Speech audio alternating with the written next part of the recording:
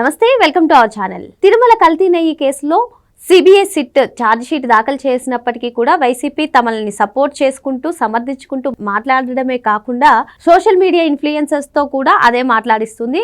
అదే కాకుండా అసలు ఈ తిరుమల కల్తీ నెయ్యి కేసుకు సంబంధించి అసలు సూత్రధారులు ఎవరు, అటు చంద్రబాబు నాయుడు గారు కామెంట్స్ చేశారు, పవన్ కళ్యాణ్ గారు కామెంట్స్ చేశారు అనేది కాకుండా అసలు ఈ కేసులో సూత్రధారులు ఎవరున్నారు తెలుసుకునే ప్రయత్నం చేద్దాం. దీన్ని విశ్లేషించడానికి మనతో పాటుగా ఉన్నారు సీనియర్ జర్నలిస్ట్ సత్యమూర్తి గారు.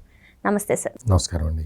ఈ తిరుమల కల్తీ నెయ్యి కేసుకు సంబంధించి వైసీపీ వాళ్ళు మాట్లాడుతున్న తీరంతా మనం చూస్తున్నాం సార్. అసలు చంద్రబాబు నాయుడు గారు జంతువులు కొవ్వు కలిసింది, పవన్ కళ్యాణ్ ఇలా మాట్లాడారు, ఇదే మాట్లాడుతున్నారు. కానీ అక్కడ ఛార్జ్ షీట్లో ఉన్నా సరే దాన్ని పట్టించుకోకుండా వాళ్ళ ఇన్ఫ్లుయెన్సర్స్తో కూడా ఇదే చెప్పిస్తున్నారు సార్. అసలు ఇదంతా పక్కన పెడితే కల్తీ నెయ్యి అంశానికి వచ్చేసి అసలు సూత్రధారులు ఎవరంటారు? ఇప్పుడు ఎవరైనా ఎవడన్నా దొంగతనం చేసిన వాడు ఉంటే వాడి దగ్గరికి వెళ్ళి నువ్వు దొంగతనం చేసావా అంటే నేను చేయలేదు అంటాడు.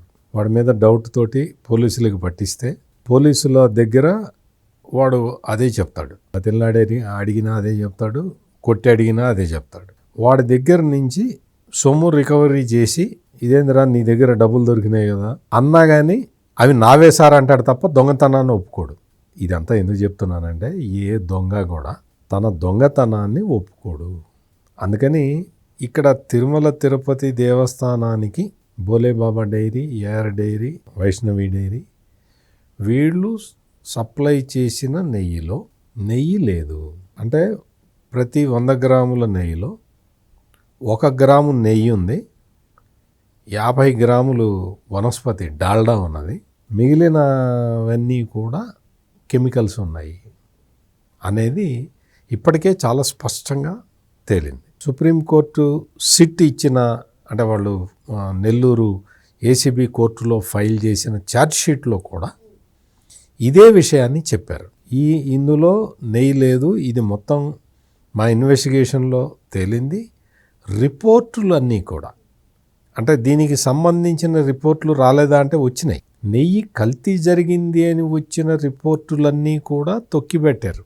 తొక్కిపట్టి మరీ అదే కల్తీ, దాన్ని నెయ్యి అనకూడదు, నెయ్యి కానీ నెయ్యి కెమికల్స్ నెయ్యిని సప్లై చేశారు. అంతకు ముందర అంటే వాళ్ళ టైంలోనే ఈ నెయ్యి శాంపుల్స్ పంపిస్తే అందులో వచ్చిందే ఇది యానిమల్ ఫ్యాట్ ఉన్నది, ఇందులో వృక్ష సంబంధమైనవి ఉన్నాయి అని చెప్పి అప్పట్లో చాలా స్పష్టమైన రిపోర్ట్ వచ్చింది. ఈ రిపోర్టుని జగన్మోహన్ రెడ్డి ఎండార్స్ చేశాడు. అంటే అధికారం కోల్పోయిన తర్వాత ఈ తిరుమల నెయ్యి వివాదం తెర మీదకు వచ్చిన తర్వాత జగన్మోహన్ రెడ్డి పెట్టిన మొట్టమొదటి ప్రెస్ కాన్ఫరెన్స్లో చాలా స్పష్టంగా చెప్పాడు, ఆవులకి పామోలివ్ ఆయిల్ మొక్కలకు వేస్తే పాలల్లో పామోలివ్ ఆయిల్ అవశేషాలు ఉంటాయి, మనం ఏ గడ్డి పెడితే ఎటువంటి గడ్డి పెడితే అటువంటి అవశేషాలు ఉంటాయి అని చెప్పాడు. అంటే పామోలివ్ ఆయిల్ ఆకులు తినిపిస్తే ఆవు పామోలివ్ ఆయిల్ ఇస్తుందా, పాలు ఇస్తుందా? ఆ పాలల్లోట పామోలివ్ ఆయిల్ లక్షణాలు ఉంటాయట అని చెప్పాడు. అంటే దాని అర్థం ఏంటి? జగన్మోహన్ రెడ్డి తను ముఖ్యమంత్రిగా ఉన్నప్పుడు టీటీడీ చైర్మన్గా వైవి సుబ్బారెడ్డి సమయంలో చేసిన నేషనల్ డైరీ డెవలప్మెంట్ బోర్డు వాళ్ళ విశ్లేషణ రిపోర్టుని, అందులో కల్తీ జరిగినట్టు ఇచ్చిన రిపోర్టుని జగన్మోహన్ రెడ్డి ఎండార్స్ చేశాడు. మాజీ ముఖ్యమంత్రిగా ఎండార్స్ చేసి ఇది ఏ ఆకులు పెడితే ఆ పాలు వస్తాయి అని చెప్పాడు. అంటే జగన్మోహన్ రెడ్డి ఒప్పుకున్నాడు ఇందులో కల్తీ జరిగింది అని. ఇక యానిమల్ ఫ్యాట్ ఉందా లేదా? యానిమల్ ఫ్యాట్ ఉన్నదా లేదా అంటే ఎసిటిక్ యాసిడ్ ఈస్టర్ అనేది ఇందులో వాడారు. ఇదే కాకుండా సల్ఫ్యూరిక్ యాసిడ్ నుంచి డిరైవ్ అయిన కెమికల్స్ని వాడారు, కలరింగ్ ఏజెంట్లని వాడారు.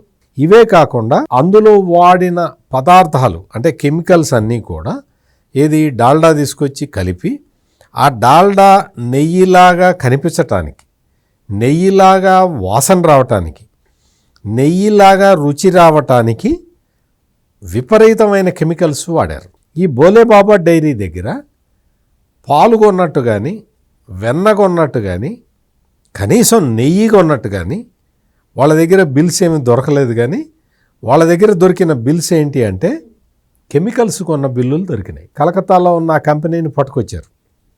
అడిగారు ఏంటి అంటే, మేము బోలేబాబా డైరీకి కెమికల్స్ అమ్మాము అని చెప్పి వాళ్ళు ఒప్పుకున్నారు.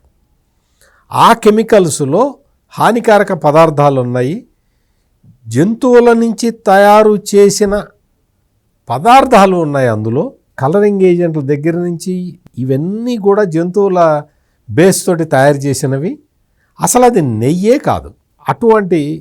అటువంటి నెయ్యిని తీసుకొచ్చిన అమ్మిన వాళ్ళని, అంటే వాళ్ళకి అసలు ఫెసిలిటేట్ చేశారు వీళ్ళు. ఎవరు చేశారు ఫెసిలిటేట్ చేశారు? నీకు పర్చేజింగ్ కమిటీ టెండర్ నిబంధనలని మారిస్తే ఆ మార్చిన టెండర్ నిబంధనలని ఓకే చేసింది ఎవరు? వైవి సుబ్బారెడ్డి ఓకే చేశాడు. వైవి సుబ్బారెడ్డి అనుమతిస్తేనే టెండర్ నిబంధనలు మారతాయి. టెండర్ నిబంధనలు మారినాయి కాబట్టే బోలేబాబా డైరీ వాళ్ళు, ఏఆర్ డైరీ వాళ్ళు, వైష్ణవి డైరీ వాళ్ళు ఈ కల్తీ చేసిన అంటే నెయ్యిని టీటీడీకి సప్లై చేశారు. అదే కాకుండా మొత్తం వైవి సుబ్బారెడ్డికి సంబంధించిన మనుషులు అందులో చాలామంది ఉన్నారు టీటీడీ ఎంప్లాయీస్లో. మీకు కొన్ని పేర్లు చదివి వినిపిస్తా. పల్లి ఈశ్వర్ రెడ్డి, ఇతను అక్యూజ్డ్ నెంబర్ 25. ఇతను Chevireddy Bhaskar Reddy relative, close relative. టీటీడీలో జూనియర్ అసిస్టెంట్గా పనిచేస్తున్నాడు. కల్తీ నెయ్యి అని సిఎఫ్టిఆర్ఐ ల్యాబ్ నివేదికలు వచ్చినప్పటికీ వాటిని పై వాళ్ళకి తెలియకుండా వాటిని తొక్కిపెట్టాడు. అంటే పై వాళ్ళకి తెలియకుండా, అధికారికంగా తెలియకుండా తొక్కిపెట్టాడు, కానీ అనధికారికంగా వాళ్ళకి చెప్పే ఉంటాడు. అతని పేరు పల్లి ఈశ్వర్ రెడ్డి, అక్యూజ్డ్ నెంబర్ 25. ఇంకొక ఆయన పేరూరు జగదీశ్వర్ రెడ్డి, అక్యూజ్డ్ నెంబర్ 28. ఇతను భూమన కరుణాకర్ రెడ్డి రిలేటివ్. టీటీడీలో general manager procurement, plant inspection committee సభ్యుడు ఇతను పేరూరి జగదీశ్వర్ రెడ్డి. ఇతను A28. ఒక టీటీడీ వాళ్ళు ఒక అధికారుల బృందాన్ని పంపించింది ఆ డైరీలకి, AR dairy, Vaishnavi dairy, Bolebaba dairy దగ్గరికి వెళ్ళి అవి చూసి ఇన్స్పెక్షన్ చేసి మాకు ఒక రిపోర్ట్ ఇవ్వు అని చెప్పారు. చెబితే ఇతను రిపోర్ట్ ఇచ్చాడు. సూపర్, అసలు బ్రహ్మాండంగా ఉంది, ఈ కంపెనీలకి అర్హత ఉన్నది అని చెబితే ఇతని రిపోర్టు ఆధారంగా నెయ్యి సప్లై కాంట్రాక్టును వాళ్ళకి అప్పగించారు. Peruri Jagadishwar Reddy, accused number 28. ఇంకొక ఆయన ఉన్నాడు doctor Kasireddy Harnath Reddy, accused number 31. ఇతను భూమన కరుణాకర్ రెడ్డి బంధువు. ఇతను టీటీడీలో ఎస్వి గో సంరక్షణశాల డైరెక్టర్. ప్రస్తుతం సస్పెన్షన్లో ఉన్నాడు, కానీ అతనైతే గో సంరక్షణశాల డైరెక్టర్గా ఉన్నాడు. మొత్తం పూర్తిగా ఈ కల్తీ నెయ్యి సప్లై చేయటానికి ప్రధాన భాగస్వామి, ప్రధాన సూత్రధారి, పాత్రధారి కాశిరెడ్డి హర్నాథ్ రెడ్డి, డాక్టర్ కాశిరెడ్డి హర్నాథ్ రెడ్డి. ఇంకొక అతను ఉన్నాడు మద్ది విజయభాస్కర్ రెడ్డి. ఇతను వైవి సుబ్బారెడ్డి బంధువు. ఇతను డైరీ ప్రోడక్ట్స్కి నిపుణుడు, అంటే వాటి నిపుణుడు. ప్లాంట్ ఇన్స్పెక్షన్ కమిటీలో ఇతను కూడా ఉన్నాడు. అంటే తన రిలేటివ్స్ని పంపించుకొని ప్లాంట్ ఇన్స్పెక్షన్ చేయించి ఆ ప్లాంట్కి టెండర్ వచ్చేలాగా చేశాడు వైవి సుబ్బారెడ్డి. దాన్ని కంటిన్యూ చేశాడు భూమన కరుణాకర్ రెడ్డి. వైవి సుబ్బారెడ్డి పిఏ చిన్న అప్పన్న. మరి వీళ్ళందరూ ఎవరమ్మా? వేరే వాళ్ళ మనుషులా? మీ మనుషులే కదా, మీ పార్టీకి సంబంధించిన వ్యక్తుల మనుషులే కదా. టీటీడీ చైర్మన్గా ఉన్న సుబ్బారెడ్డి మనుషులే కదా, టీటీడీ చైర్మన్గా పనిచేసిన భూమన కరుణాకర్ రెడ్డి మనుషులే కదా, పక్కనే ఉన్న చంద్రగిరి నియోజకవర్గం ఎమ్మెల్యే చెవిరెడ్డి భాస్కర్ రెడ్డికి సంబంధించిన మనుషులే కదా. వీళ్ళే కదా ఈ కల్తీ నెయ్యి కేసులో ఉన్నది.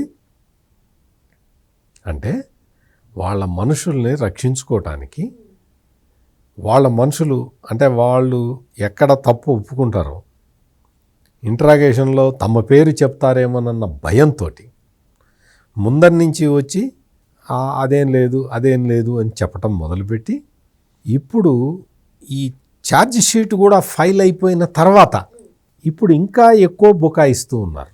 అంటే వీళ్ళ బుకాయింపులు చూస్తే మనకు అర్థమయ్యేది ఏంటి అంటే, మనం అర్థం చేసుకోవాల్సిన విషయం ఏంటంటే, దొంగే వచ్చి అరుస్తాడు ఫస్ట్, దొంగ దొంగ దొంగ దొంగ అని అరుస్తాడు. అందుకని ఈ ఎక్కువ అరుస్తున్నవాళ్ళు, అక్కడ అసలు కల్తీ జరగలేదు అని గట్టిగా ఎక్కువ అరుస్తున్న వాళ్ళందరూ కూడా ఆ దొంగలకి సపోర్ట్ చేస్తున్న వాళ్ళే. నేను పేర్లన్నీ చదివి వినిపించా. ఇవన్నీ కూడా ఛార్జ్ షీట్లో ఉన్న పేర్లు. ఛార్జ్ షీట్లో వీళ్ళందరి పేర్లు ఉన్నాయి. వీళ్ళు ఏమేమి నేరం చేశారో ఉన్నది. అన్ని ఆధారాలు సుప్రీంకోర్టు నియమించిన సిట్ దగ్గర ఉన్నాయి. అందుకని వీళ్ళందరూ వచ్చి సోషల్ మీడియా ఇన్ఫ్లుయెన్సర్లతో ఎంత డబ్బు ఖర్చు పెట్టి నువ్వు వీడియోలు చేసినా ప్రయోజనం లేదు. ఎందుకంటే నువ్వు దొరికావు, నువ్వు దొరికిపోయిన దొంగవి. వెంకటేశ్వర స్వామి నిన్ను తప్పకుండా శిక్షిస్తాడు. మరో అంశంతో మళ్ళీ కలుద్దాం. Thank you sir. నమస్కారం.